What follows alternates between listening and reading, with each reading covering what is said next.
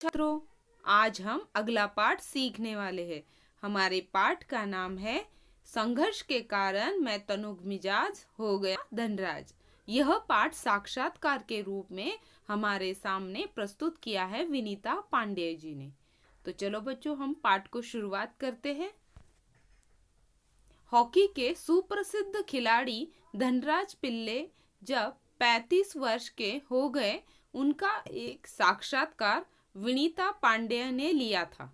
इस साक्षात्कार का संपादित अंश यहाँ दिया जा रहा है। देखिए, यहाँ पे विनीता पांडे जी और धनराज की संवाद है। तो विनीता पांडे जी धनराज पिल्ले इनकी मुलाकात ले रही है और इससे संबंधित ही यह पाठ आपके सामने प्रस्तुत किया है। उनसे उनके जीवन में क्या क्या हुआ है और कैसे वो हॉकी तक पहुंचे, ये सारी बातें उन्होंने इस पाठ में मुलाकात के द्वारा प्रस्तुत की है। तो देखिए, विनीता जी कहती है, खिड़की पुणे की तंग गलियों में से लेकर मुंबई के हीरानंदानी पवई कॉम्प्लेक्स तक आपका सफर बहुत लंबा और कष्ट साध्य रहा है। यह किससे पूछ रही है बच्चों? धनराज जी से पूछ रही है। देखिए, खिड़की पुणे की तंग गलियों से लेकर, यानी कि ऐसी कंजेस्टेड कहा जाता है कि तंग गलियों से लेकर मुंबई के नंदानी पवई कॉम्प्लेक्स तक आपका सफर लंबा और कष्ट साध्य, यानी कि कष्ट में रहा है। उस सफर के बारे में कुछ बताइए। विनीता धनराज जी से पूछ रही है। धनराज जी बोलते हैं, बचपन मुश्किलों से भरा रहा है। हम बहुत गरीब थे। मेरे दोनों बड़े भाई हॉकी खेलते थे। देखिए, ध्यान से सुनिए और आपको क्या करना है कि आपके नोटबुक में छोटे छोटे प्रश्न तैयार करके उसके आंसर लिखने हैं। तो ठीक से सुनिए ताकि आप उस पे प्रश्न बना सकते हो। बचपन मुश्किलों से भरा रहा। हम बहुत गरीब थे। मेरे दोनों बड़े भाई हॉकी खेलते थे। किनके दोनों बड़े भाई? धनराज जी के। उन्हीं के चलते मुझे भी उसका शौक हुआ। पर हॉकी स्टिक, जो हॉकी खेलने की स्टिक होती है, खरीदने तक की हैसियत नहीं थी मेरी। उतनी औकात, यानी उतनी गरीबी थी उनकी कि वो हॉकी की स्टिक खरीदे। इसलिए अपने साथियों की स्टिक उधार मांगकर काम चलाता था। कौन उधार मांगते थे? धनराज जी अपने मित्रों की हॉकी की स्टिक मांगकर, उधार मांगकर वो अपना काम चलाते थे। वो मुझे तभी मिलती जब वे खेल चुके होते थे। उनके मित्र जब खेल चुके थे तब वो उन्हें हॉकी स्टिक मिलती थी। इसके लिए बहुत धीरज के साथ अपनी बारी का इंतजार करना पड़ता था। मुझे अपनी पहली स्टिक तब मिली जब मेरे बड़े भाई को भारतीय कैंप के लिए चुन लिया गया। देखिए, धनराज जी की जो आर्थिक परिस्थिति थी वो कम थी, इसलिए वो नई हॉकी स्टिक खरीदने की उनकी हैसियत नहीं थी। तो वो क्या करते थे? अपने मित्रों की स्टिक उधार मांगकर खेलते थे। लेकिन कब उन्हें मिलती थी? जब वो उनके मित्र खेल चुके होते थे, तब उन्हें हॉकी की स्टिक खेलने के लिए मिलती थी। लेकिन देखिए, उन्हें पहली स्टिक कब मिली? जब मेरे बड़े भाई को भारतीय कैंप के लिए चुन लिया गया। उसने मुझे अपनी पुरानी स्टिक दे दी। किसने दी? बड़े भाई ने। कब मिली उन्हें पहली स्टिक? जब उनके बड़े भाई का भारतीय कैंप के लिए वह चुन लिया गया, तब उन्हें उनकी स्टिक मिली। वह नई तो नहीं थी, लेकिन मेरे लिए बहुत कीमती थी। धनराज जी के लिए वो स्टिक जो थी वो पुरानी नहीं थी। उनके लिए वो पुरानी थी, लेकिन उनके लिए एक बड़ी एक बात थी, क्योंकि उनकी खुद की स्टिक उन्हें मिल गई थी। मेरे लिए वो बहुत कीमती थी, क्योंकि वह मेरी अपनी थी, खुद की थी। मैंने अपनी जूनियर राष्ट्रीय हॉकी सन 1985 में मणिपुर में खेली। देखिए, इसे अंडरलाइन कीजिए। मैंने अपनी जूनियर राष्ट्रीय हॉकी सन 1985 में मणिपुर में खेली। तब मैं सिर्फ 16 साल का था। देखिए, धनराज जी ने जब जूनियर राष्ट्रीय हॉकी खेले थे तब वो कितने साल के थे? 16 साल के। देखने में दुबला पतला और छोटे बच्चे जैसा चेहरा। अपनी दुबली कद काठी के बावजूद मेरा ऐसा दबदबा था कि कोई मुझसे भिड़ने की कोशिश नहीं करता था, यानी कि उनसे लड़ने की कोशिश नहीं करता था, उनके विरुद्ध खेलने के लिए तैयार नहीं होता था। मैं बहुत जुझारू था, मैदान में भी और मैदान से बाहर भी। देखिए, अब उन्होंने अपना एक स्वभाव बताया है कि मैं बहुत जुझारू था, मैदान में भी और मैदान से बाहर भी। 1986 में मुझे सीनियर टीम में डाल दिया गया। देखिए, जहाँ जहाँ उन्होंने साल दिए हैं और उम्र दिए हैं, उनके बारे में जो महत्वपूर्ण बात दी है, वहाँ पे आपको क्या करना है? रेखांकित करना है। 1986 में मुझे सीनियर टीम में डाल दिया गया और मैं बोरिया बिस्तरा बांधकर मुंबई चला गया, यानी कि अपना सामान लेकर वो कहाँ पे चले गए? मुंबई चले गए। उस साल मैंने और मेरे बड़े भाई रमेश ने मुंबई लीग में बेहतरीन खेल खेला। हमने खूब धूम मचाई। देखिए, वो कहाँ पे अपने भाई के साथ खेले? मुंबई लीग में बेहतरीन खेल खेला और हमने खूब धूम मचाई।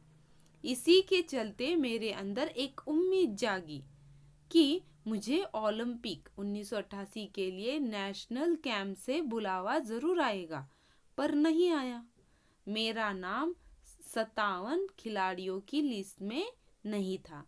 बड़ी उदासी हुई, मगर एक साल बाद ही ऑलविन एशिया कप के कैंप के लिए मुझे चुन लिया गया। उसके नीचे रेखांकित कीजिए कि उन्हें कहाँ पे चुन लिया गया। एक साल के बाद ऑलविन एशिया कप के कैंप के लिए चुन लिया गया।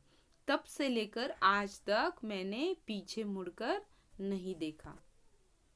धनराज पिल्ले के व्यक्तित्व को रेखांकित करते हुए विनीता पांड्या ने लिखा है, वह आपको कभी हंसता है, कभी रुलाता है, कभी विस्मय से भर देता है, तो कभी खींच से भी।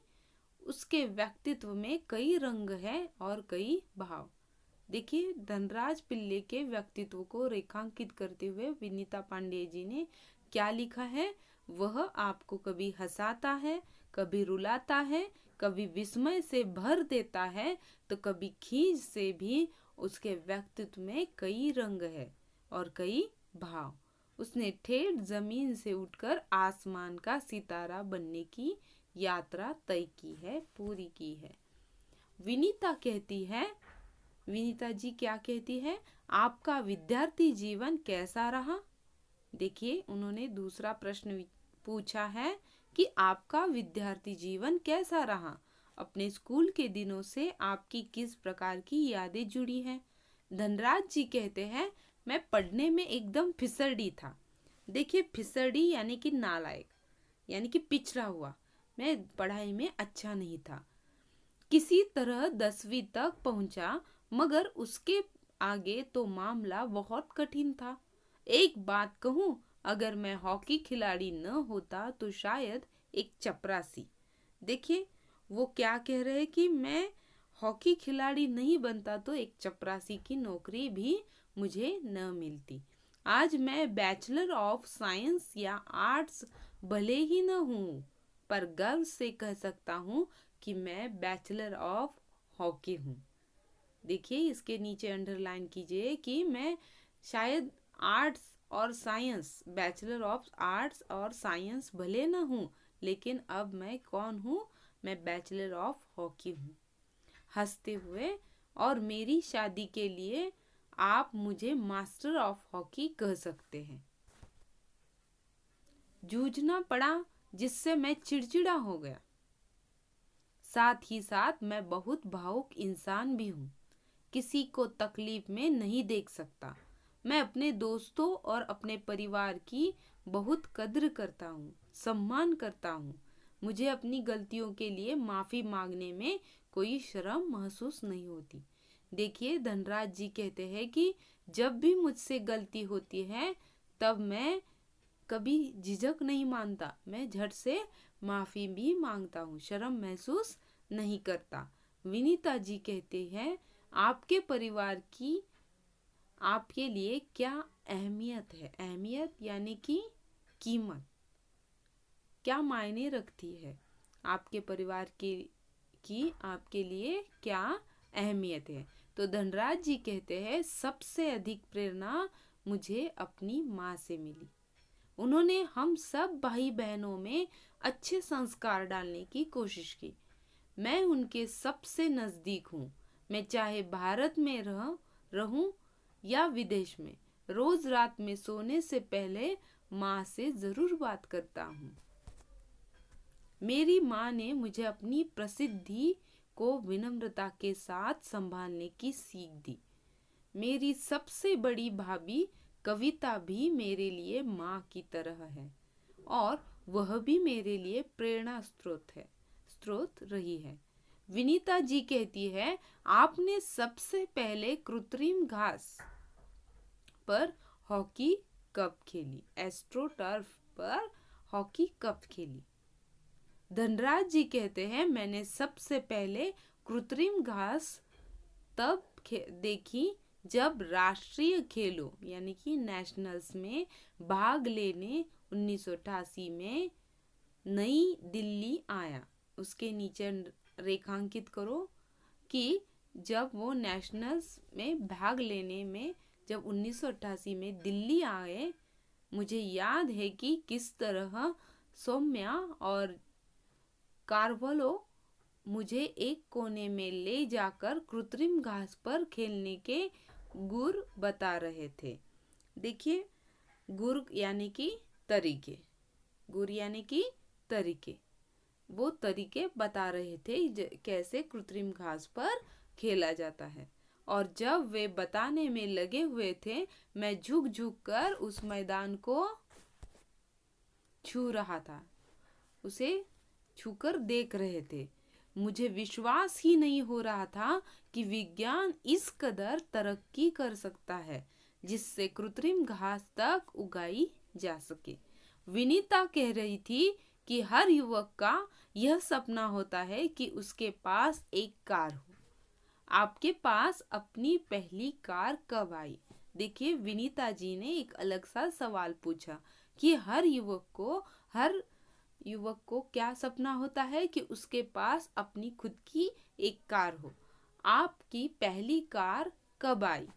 तो धनराज जी कहते हैं, मेरी पहली कार एक सेकेंड हैंड अरमड़ा थी जो मुझे मेरे पहले के एम्प्लॉयर ने दी थी।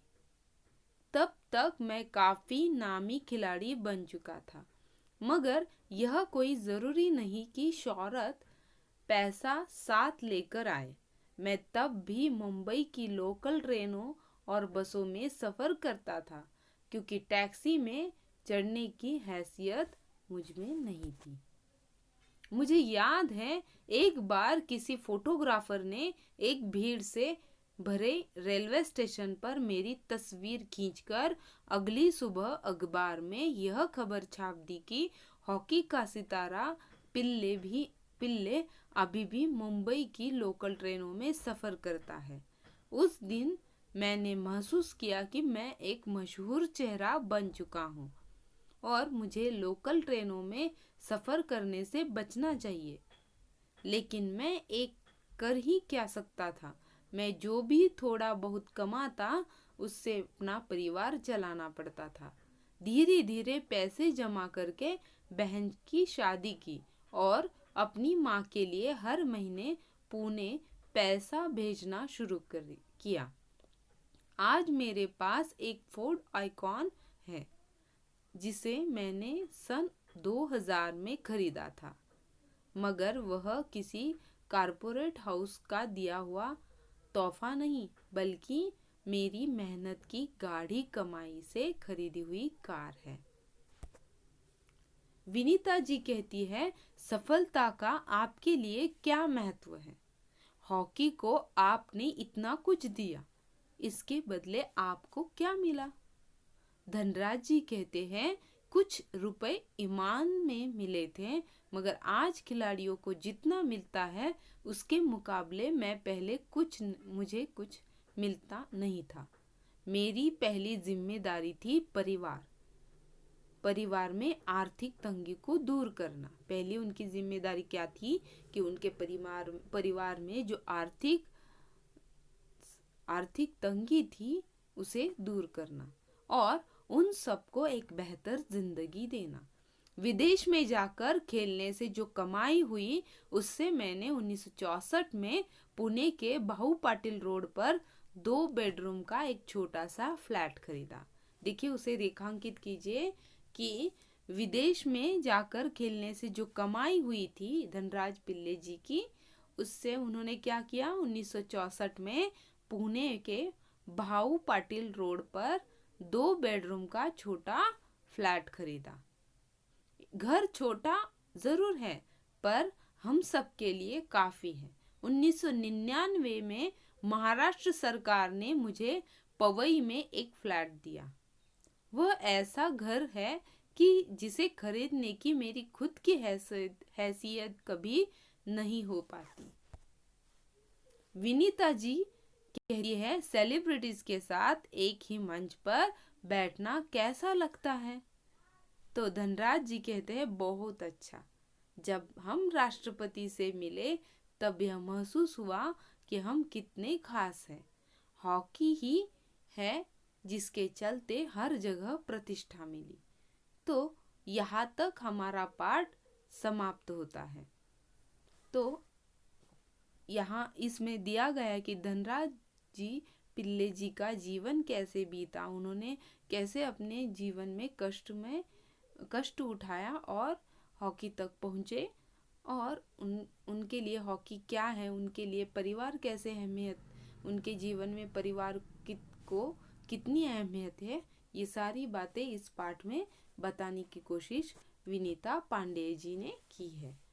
तो आपको क्या करना है, यह पाठ खुद को ठीक से पढ़ना है और आपको इस पे मिनिमम 20 प्रश्न खुद के मन से तैयार करने हैं और अपने कॉपी में लिखने हैं। धन्यवाद।